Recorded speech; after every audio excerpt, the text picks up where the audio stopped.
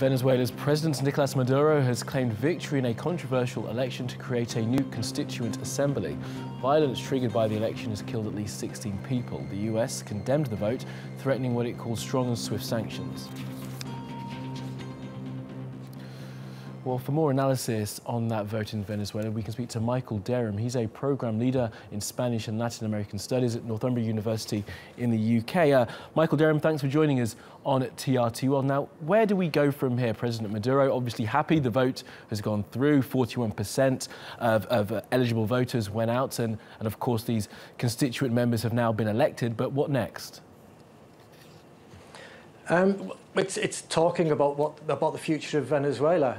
The opposition were invited to take part in this process and refused to do so.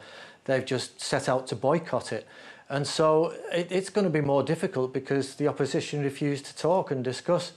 But the constitution is going to be updated. The last one was from 1999. Before that, it was 1962. And so the country is in a bad situation at the moment. So obviously the current constitution is not working successfully. So this is about making sure that the new constitution does work properly and successfully. I mean, the argument is, of course, that this new constitution is an attempt by Maduro and his government to cling on to power. The opposition National Assembly, the National Assembly is opposition controlled. Maduro has been trying to change things, to change the constitution in recent months. Isn't this just an attempt by him and his government to hold on to power for the foreseeable? No, there are national elections scheduled for next year, for 2018, and so there's only a year to wait. To say that this is a step on the way to dictatorship is ludicrous, really. It's an attempt to resolve the situation in which Venezuela finds itself today by peaceful means, by talking, sitting around a table.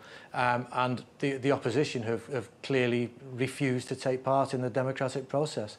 I would never use the word dictator about this elected leader, Michael Derham, but in terms of the vote and the democratic nature of Venezuela, if you will remember, a couple of months ago there was a huge vote organised by the opposition where 7.6 million people demanded new elections. Now, in a country of sort of 20 million, that's almost half the population. So there is a democratic need or a desire to try and make changes in Venezuela. Would you accept that? Well, not really, because that election was never, it wasn't done officially. Nobody was there to check the numbers. Nobody was there to check the ballots, and all the paperwork was destroyed straight afterwards, and so it's impossible to check it now. So it's not that wasn't a verifiable election. There is a need for things to change in Venezuela, but that's not really the way to do it. Boycotting other people's elections or just deciding to set your own election and then give some results which can't possibly be verified is not really a sensible way forward.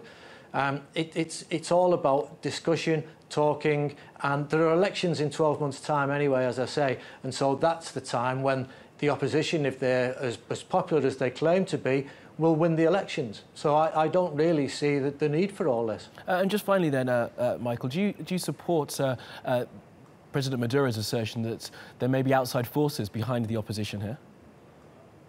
Oh, absolutely. Absolutely, without doubt. We saw that in the 2002 coup, which briefly removed Hugo Chavez from power. One of the main people in the opposition, Leopoldo Lopez, comes from a family which has been involved in coups in 1958, in the mid-1940s, to take power in the country. And so his family have a history of coup participation. Yes, there's outside forces, particularly in the United States, and they're colluding with people within Venezuela who will be very happy for the United States to come in and militarily. Okay, Michael Derham, really interesting to speak to you. Thanks for joining us.